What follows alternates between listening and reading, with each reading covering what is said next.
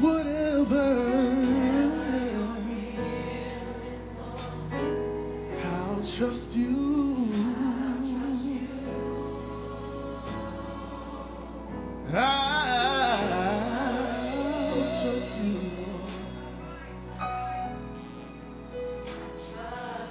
I'm gonna put it all in your hands. Whatever your will, I'll trust you. And you know what else? I'm gonna give them a yes. Yeah. I'll say yeah.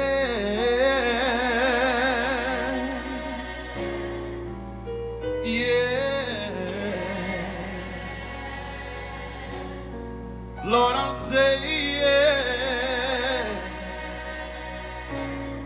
to your will and to your way. Yeah,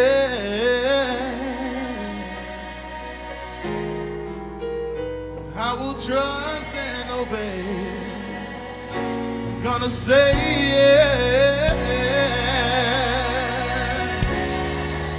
say yes. Anybody willing to give them a yeah? Yeah. Do you mind giving him a yeah? Lord, I'll say yeah. Yeah.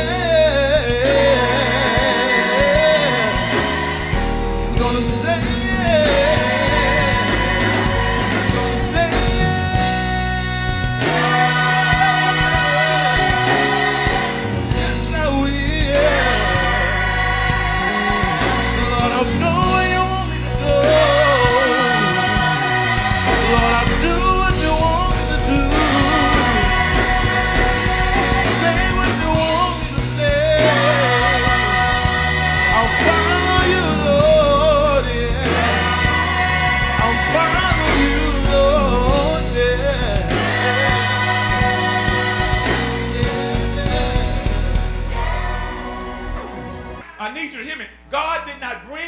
today so that you can lift holy hands and so that you can worship him for 2 hours and just forget about or desensitize the problems that you're going through, so that when you leave back out of here, you pick up the same old problems that you had and live like you've always lived. And then on Thursday, you come back and you get you another hit of this worship, and it desensitizes you so that when you come back on Sunday, and now it's become a Thursday-Sunday cycle, and it's no different than a drug addict, because worship can become your drug, but God never meant for worship to be your drug.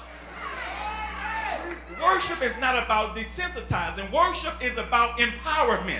In other words, he says, I brought you here to build you up, to edify you, so that you can go back out and change the world. I brought you in here to change you, knowing that if I change you, then you can change it. But if you just come in here and get your shout on, but don't experience a metamorphosis for yourself, then you'll never change anything. And God says, can I change you today? Can I deal with your issue? Can I come to your doorstep? Can I ring your doorbell today? Because until you change, it won't change. Come on, I need somebody. You've been asking God to move it. No, that's the wrong prayer. Don't say God move it. Say God change me, and I'll move it myself. Come on, be like the old folks who said, don't move my mountain, just give me the strength to climb. I can do it myself if you give me the tools and the ammunition. I don't need to just sit up here and raise holy hands. Give me some words so I can go out there and raise holy hell. I can give the devil hell and tear his kingdom down. This is not just about me. This is about the house I live in and my family. This is about the community that I live in. This is about the city and the state that I live in. It's not just about me. People don't understand sometimes that when you procrastinate, the thing that God has called you to do is for somebody else. And as long as you procrastinate, you keep other people at bay. They can't get their healing. They can't get their deliverance. They can't get what they need because you have not become who God destined for you to become. And as soon as you become who God called you to become, then they can receive the healing that God ordained to come to them through you. I wish I had 10 people to say, you know what? I'm waking up today. You know what? I'm not sitting down anymore. I know that God has placed a calling on my life, and it may not be to preach from the pulpit, but whatever God called me to do, it's my season. Touch your neighbor and say, it's my time. It's my time. Somebody's waiting on me. Somebody's depending on me. Somebody's crying right now because I have not done what God called me to do. And so sometimes people get frustrated when he says, come out from among them. They say, into what? He says, into a place that I'll show you. What? We're people who need details. God, when we get in our car, we got GPS, we got navigation, we know where we're going. And when you say just leave, that does not do well with us. We don't want to just leave. So many words he was telling him, it's not about whose side I'm on. The question is, whose side are you on? Because I'm going to knock down the walls at Jericho. Now, if you're on my side, you're going to see a mighty move of God in your life. But so many people don't see a mighty move of God in their lives because they're not headed in the same direction as God is. If you want to see some miracles in your life, find out which way God is going and line yourself up with him, and then you'll see walls fall in your life too. But so many people don't see walls fall because you're knocking on the wall that God's not going to knock down. If you want a wall to fall, find the one that God is interested in knocking down. Then walk around that wall 7 times. Don't be finding any old wall that's... There's somebody right now, you're fighting against God in your life, and God is saying, do this or do that. If you would just submit and come to the realization that what God has for you is greater than what you desire for yourself. Let me go deeper. He says, go to a place. In other words, watch this. God says, I want you to be able to recognize the place when you get there. I don't want you just arbitrarily walking around just claiming anything. There's a specific place that I've ordained for your life. And I want you to be sensitive to where I'm taking you to.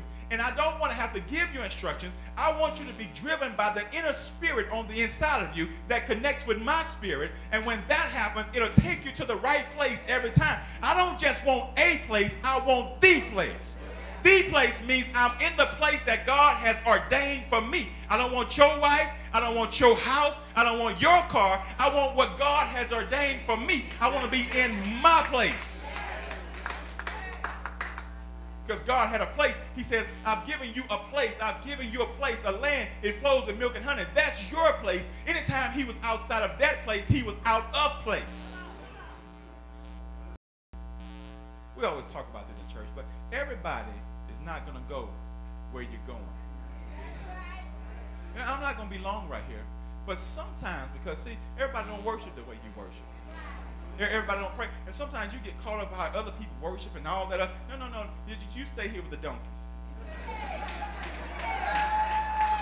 You stay here with the donkey. Hold the donkey down. We're going to go to the next dimension of worship. And see, sometimes you can't. You be trying to pull folks and come on. Sometimes you got to say, just stay with the donkey. Just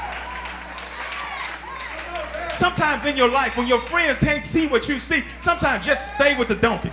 Just stay with the... See, because everybody's not going to understand where you are. Everybody does not feel what you feel. Everybody does not have the calling that you have. And until you find people who are like-minded, then sometimes you got to tell folks, you just stay where you...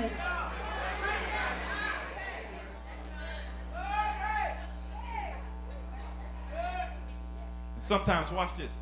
Sometimes we procrastinate because we don't have a discernment. We can't tell where we're supposed to be. Sometimes we procrastinate because God calls us to separate from people that we're used to and we're comfortable with. And now we're separate and we have a breakup, and then you lose your mind because you had a breakup. I can't live without him. Yes, you can if you needed him.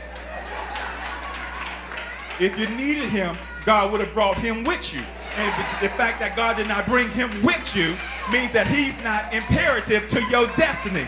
But everybody that you need got to make sure they stay with you. And so if they fall off in the process, then I didn't need you. Love you, being cool, deuces. I got to go. And see, we getting all caught up and all snotty because people don't want to go where you don't. I'm going to trust you, Lord. I'm going to put it all in your hands.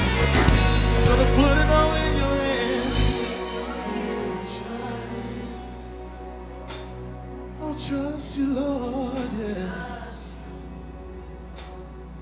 whatever.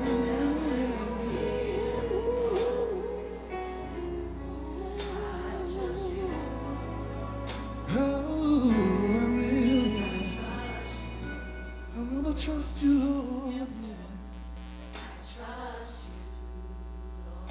Whatever your will, I'll trust you.